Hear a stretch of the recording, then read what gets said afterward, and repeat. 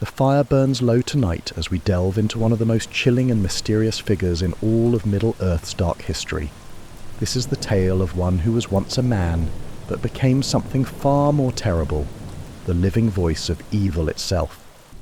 Tonight, we explore the story of the Mouth of Sauron, the lieutenant of the Tower of Barad-dûr, and the Herald of Darkness, whose very words carried the weight of his master's malice.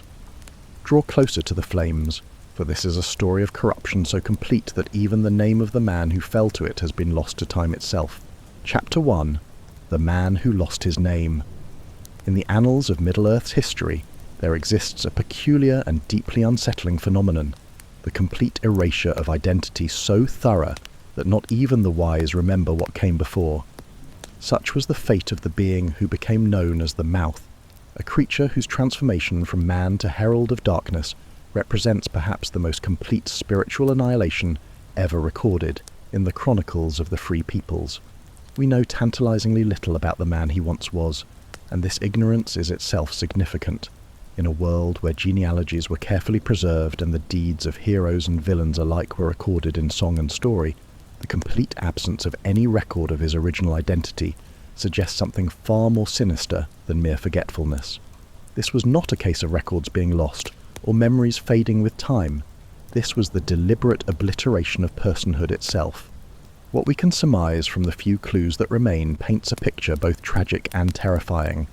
The Mouth was described as a renegade of the race of the Black Númenóreans, those descendants of the Great Isle who had turned to darkness in its final days.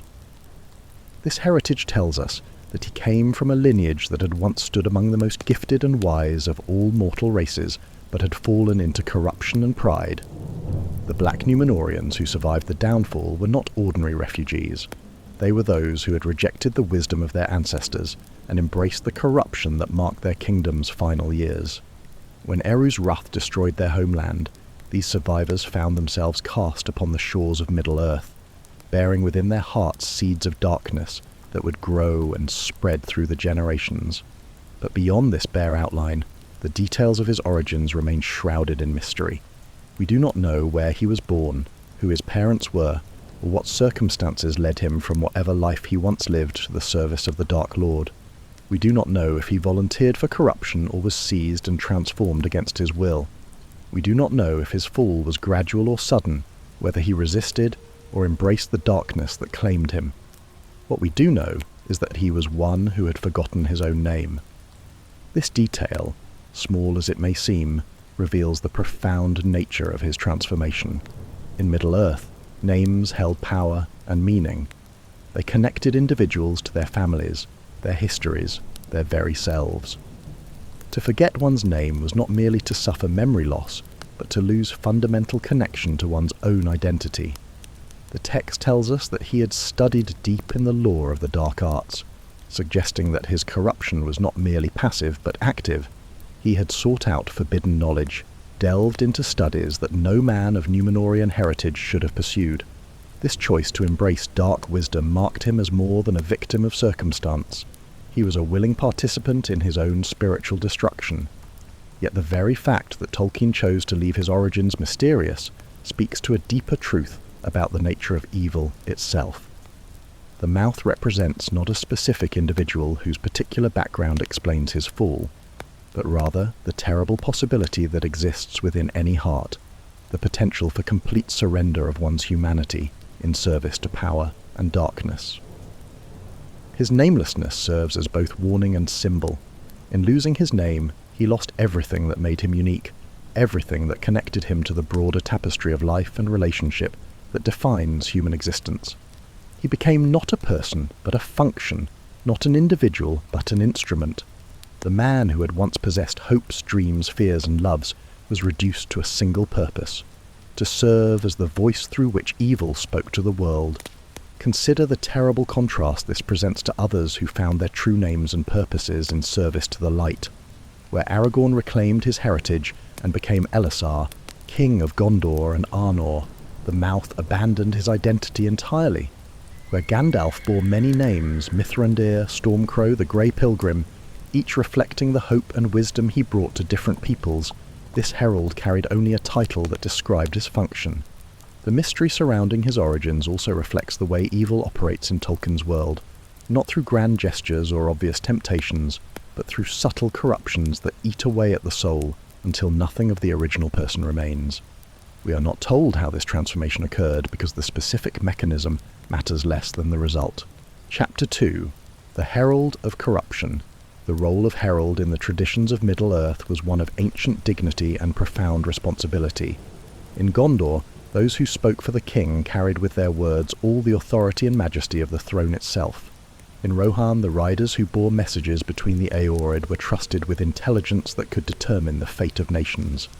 Among the Eldar, messengers between the great lords were chosen for their wisdom, eloquence, and above all, their unwavering integrity. The Mouth perverted this noble tradition into something monstrous. Where traditional heralds served to facilitate communication and understanding between peoples, he existed to spread confusion, despair, and terror. His words were weapons as surely as any sword or spear, designed not to convey truth but to destroy hope, not to clarify but to obscure, not to unite but to divide. Yet, it is important to understand that his power lay not in supernatural abilities or magical enhancements, but in the corruption of very human talents. The fear he inspired was psychological rather than mystical, the dread that comes from facing someone who has surrendered every vestige of mercy, compassion, or moral restraint. When men looked upon him, they saw not an otherworldly monster, but something far more terrifying, a reflection of what they themselves might become if they abandoned all that made them human. His mastery of language went beyond simple eloquence. Having studied deep in forbidden lore, he understood how words could be used, not just to convey meaning, but to twist it, how truth could be presented in ways that made it serve the purposes of deception. He spoke with the authority of one who served the mightiest power in Middle-earth. But more than that, he spoke with the conviction of one who genuinely believed in the rightness of his cause. This absolute certainty was perhaps his most unsettling characteristic. Where other servants of darkness might harbour doubts or serve primarily from fear, the Mouth had achieved a state of complete spiritual alignment with his master's will. He did not merely follow orders, he embodied the very principles that Sauron represented. When he spoke of the futility of resistance or the inevitability of darkness, he did so with the calm assurance of one stating obvious facts. The physical aspect of his presence was carefully calculated to enhance his psychological impact. The black armor and hideous helm he wore served not just as protection, but as instruments of intimidation. The concealment of his features added to the sense of encountering something inhuman, while the quality and craftsmanship of his equipment spoke to the vast resources at his master's disposal. His title, Lieutenant of the Tower of Barad-dûr, marked him as one of the highest-ranking servants in Sauron's hierarchy, though the exact nature of his authority remains unclear. He spoke with the voice of his master, but whether this gave him command over other servants or merely the right to represent Sauron's will in negotiations is not recorded in the chronicles. What is certain is that he carried himself with the absolute confidence of one who knew his words would be obeyed. The corruption he represented was not merely personal, but cultural. As a black Númenórean, he embodied the fall of what had once been the greatest civilization of mortal men. His very existence served as a reminder that no achievement, no wisdom, no noble heritage could protect against the insidious spread of evil if vigilance was abandoned and pride allowed to take root. In contrast to the heralds of the free peoples, who served to build understanding and maintain bonds between allied nations, the Mouth functioned as an instrument of division and despair. The difference was striking, where Gandalf the Grey carried hope and counsel to those in need, inspiring courage with words of wisdom and truth. The Mouth brought threats and false promises designed to break the will of his enemies. Where the messengers of Gondor and Rohan worked to coordinate resistance against darkness, he laboured to convince all who heard him that such resistance was not merely doomed, but foolish. Consider, too, the contrast with the Nazgûl, who were enslaved through the rings they bore, artifacts that bound them to Sauron's will against whatever remained of their original nature. The Mouth's corruption was perhaps more complete precisely because it was voluntary. Where the ringwraiths had been ensnared by objects of power, he had enslaved himself through his own pursuit of forbidden knowledge. His method was not the crude intimidation of an orc chieftain or the raw terror of a Nazgul, but something far more sophisticated, the systematic application of psychological pressure designed to make surrender seem not like defeat, but like wisdom. He understood that the most complete victories were achieved not through force, but through convincing one's enemies that they had never had any chance of success in the first place. The tragedy of his existence lay not just in what he had become, but in what he represented, the perversion of talents that should have served the cause of light. His intelligence, his eloquence, his understanding of human nature, all these gifts that might have made him a great leader or counselor among the free peoples, had been turned to the service of darkness. Yet perhaps the most chilling aspect of his role was its ultimate hollowness.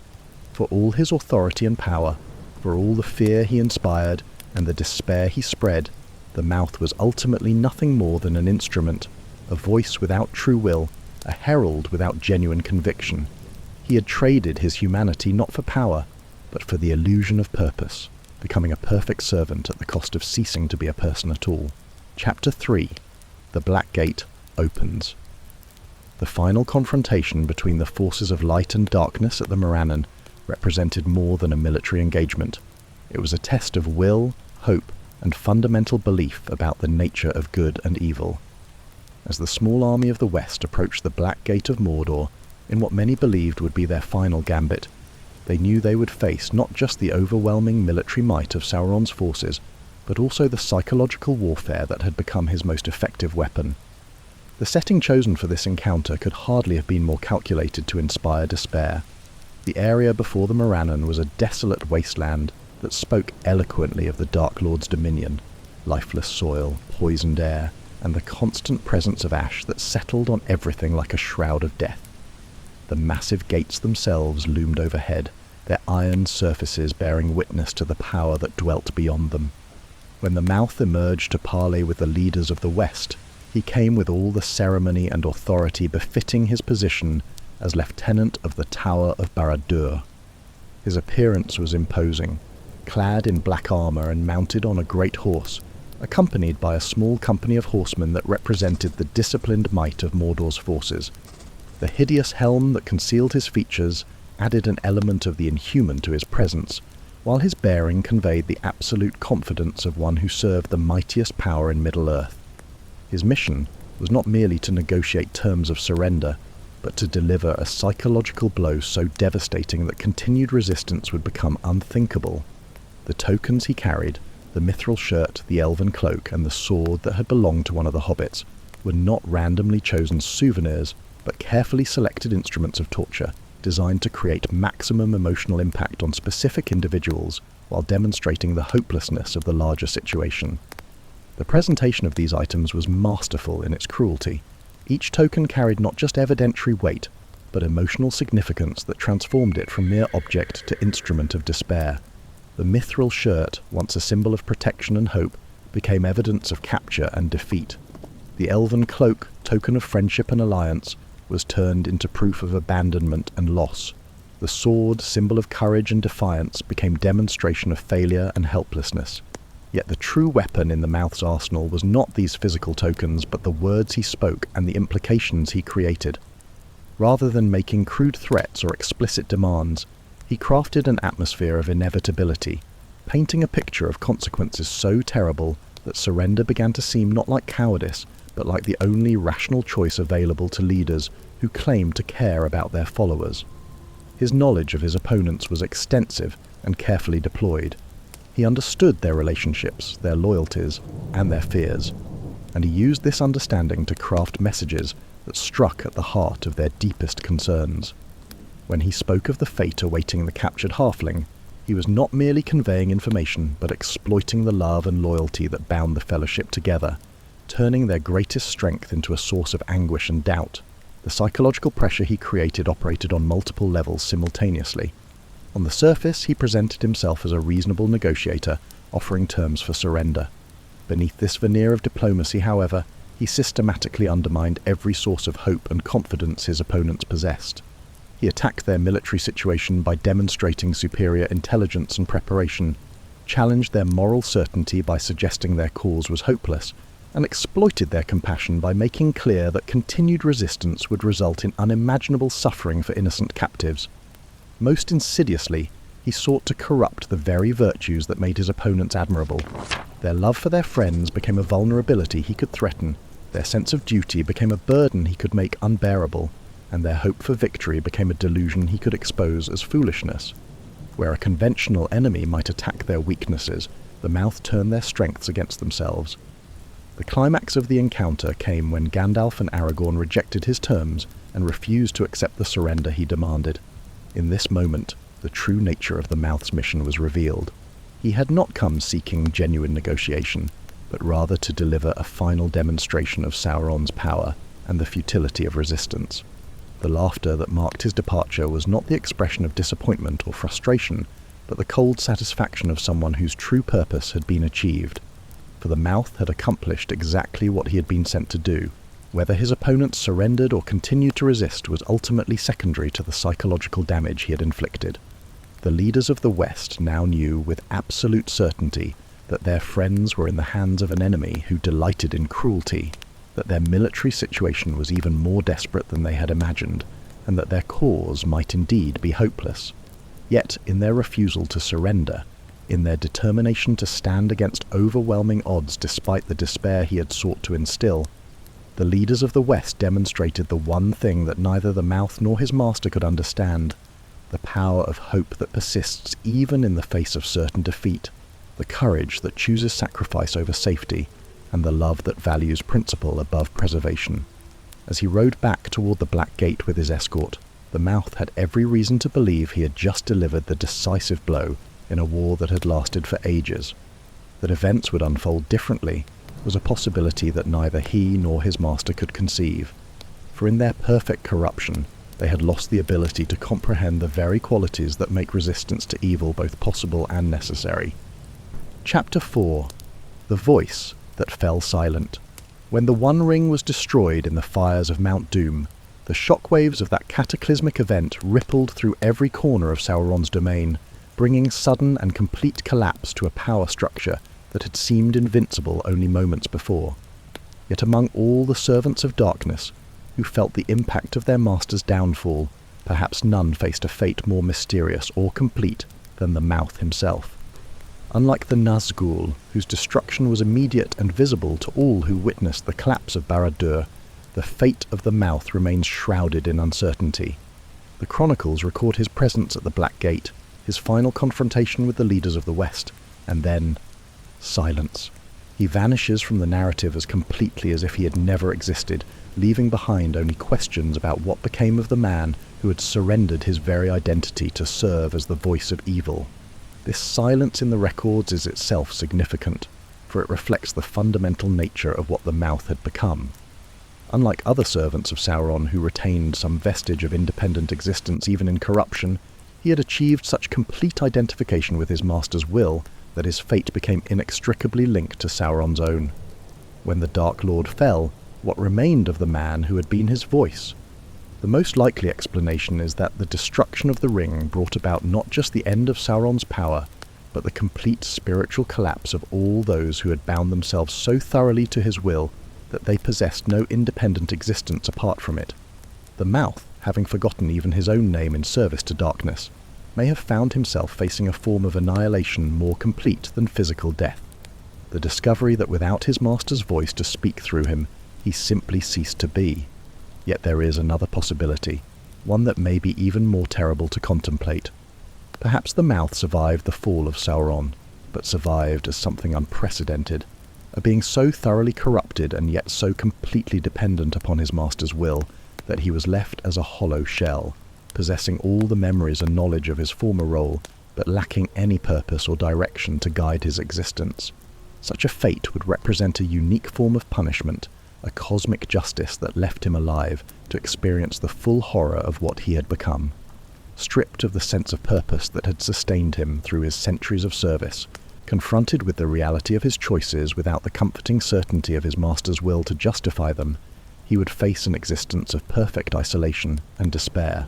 The symbolic significance of his disappearance from the chronicles extends beyond his individual fate to represent the ultimate powerlessness of evil itself, For all his authority, all his psychological sophistication, all his mastery of manipulation and fear, the mouth had ultimately been nothing more than an empty vessel, a tool discarded the moment its usefulness ended.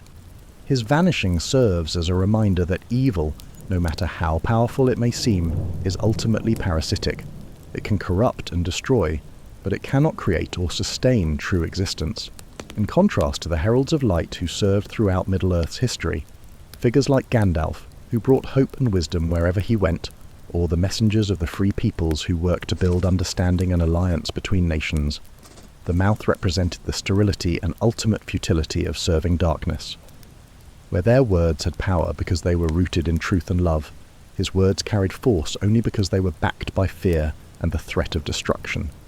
The legacy he left behind was one of warning rather than achievement. His story serves as a cautionary tale about the seductive nature of power and the terrible cost of surrendering one's identity in pursuit of influence and authority. The man who had once possessed a name, a history, and presumably relationships and dreams of his own had traded all of these for the illusion of significance, only to discover too late that he had gained nothing and lost everything. Perhaps most tragically, his fate illustrates the self-defeating nature of evil itself. In seeking to become the perfect instrument of his master's will, he had destroyed the very qualities that had made him valuable in the first place. The intelligence, eloquence, and psychological insight that had elevated him to his position as herald had been corrupted and perverted until they served only destructive purposes, ultimately consuming their own foundation and leaving nothing behind. The contrast between his end and the fates of those who served the light could not be more stark. Where figures like Gandalf returned to the Undying Lands with honour, where heroes like Aragorn founded new kingdoms and ushered in ages of peace, where even humble folk like the hobbits returned to their homes to live lives of quiet significance, the mouth simply ceased. His story ended not with transformation or redemption or even memorable defeat, but with absence. In this absence, we find perhaps the most profound statement about the nature of evil that Tolkien ever made. Evil cannot create, only corrupt. It cannot build, only destroy. It cannot sustain, only consume. And when it has consumed everything available to it, including the souls of those who serve it, it reveals its ultimate nature, not as a power to be feared or respected, but as a void that destroys everything it touches, including itself. The silence that surrounds the mouth's fate is thus not merely an absence of information, but a presence of meaning. In choosing to leave his end unrecorded, Tolkien created a more powerful statement about the consequences of spiritual corruption than any detailed description of punishment could have achieved. The man who forgot his own name was forgotten in turn, passing into oblivion as completely as if he had never existed, a fate that represents the logical endpoint of the path he had chosen. For those who hear his story, the lesson is clear. The greatest danger we face is not external enemies, but the slow erosion of our own souls, the gradual surrender of our humanity in pursuit of power, influence, or the approval of those who would use us for their own ends. The mouth stands as eternal warning that in the service of evil we do not find ourselves but lose ourselves, not achieve significance but embrace nullity, not gain voice but become mere echoes of another's will. Chapter 5: The Echo That Remains. In the rebuilt halls of Minas Tirith, where King Elessar established his court and began the great work of healing Middle-earth's wounds, scholars would sometimes debate the fate of those servants of darkness who had vanished when Sauron fell. The Nazgul's destruction had been witnessed by many, their end as dramatic and visible as their long careers of terror. But what of those lesser servants, the corrupted men and fallen lords who had served the Dark Tower? What had become of figures like the Mouth who had simply disappeared from history as if they had never been? These discussions were not merely academic exercises, but attempts to understand the fundamental nature of evil itself and the possibility of redemption for those who had chosen to serve it. In the case of the Mouth, the complete absence of any record of his fate became itself a subject of study and contemplation, a mystery that spoke to deeper truths about the choices that define us and the prices we pay for surrendering our essential humanity. Some suggested that he had survived Sauron's fall, but fled to distant lands where he might live out his remaining years in exile and obscurity. This possibility offered a kind of hope, that even one so thoroughly corrupted might find some path back toward light, might recover something of the man he had been before his transformation into an instrument of evil. Yet those who knew the extent of his corruption found this explanation difficult to accept. How could someone who had forgotten his own name suddenly remember who he was? How could a being so thoroughly identified with his master's will suddenly discover independent existence? Others proposed that he had perished in the chaos that followed Sauron's defeat, cut down by vengeful enemies, or consumed by the collapse of the power structure he had served. This explanation had the virtue of finality, providing a clear end to a dark chapter of Middle-earth's history. Yet it too seemed somehow inadequate to account for the complete absence of any record, any witness, any trace of what had become of such a significant figure. The most thoughtful scholars, however, came to see his disappearance as something more profound than simple death or exile. They recognized that the Mouth had achieved a form of spiritual annihilation so complete that his physical fate became almost irrelevant. Whether his body lived or died, the person he had once been was gone, as surely as if he had never existed. His vanishing from the chronicles reflected not the limits of historical record, but the logical consequence of the choices he had made. In the end, the mystery of his fate serves purposes more important than mere historical accuracy. His story becomes a mirror in which we can examine our own choices, our own temptations, our own vulnerabilities to the seductive promises of power and influence. The man who lost his name represents the ultimate warning about the price of spiritual compromise, the cost of trading our essential humanity for temporary advantage. His legacy lives on not in monuments or memories, but in the choices made by those who come after. Each time someone refuses to surrender their principles for convenience, each time a herald chooses truth over manipulation, each time a leader serves others rather than demanding service, they stand in opposition to everything the Mouth represented. The heralds who serve in the courts of the restored kingdom carry themselves differently because of his dark example. They understand that their role is not merely to convey information but to embody the values they represent, to demonstrate through their words and bearing what it means to serve something greater than themselves without losing themselves in that service. Perhaps this is his truest legacy. Not the fear he inspired or the despair he spread, but the clear example he provided of a path that leads only to spiritual destruction. In losing himself so completely, he illuminated the importance of holding fast to one's identity, one's values, one's fundamental humanity, even in the face of pressure to surrender them for promised rewards. The silence that surrounds his fate becomes, in this understanding, not an absence but a presence, a reminder that hangs over every choice between service and servitude, between loyalty and corruption, between speaking truth and becoming merely the voice of another's will. His name may be forgotten, but his warning echoes through the ages, that in the service of evil we do not find ourselves but lose ourselves, not achieve greatness, but embrace nullity. Thanks for joining us in this deep dive tonight. Until next time, stay safe and stay by the fire.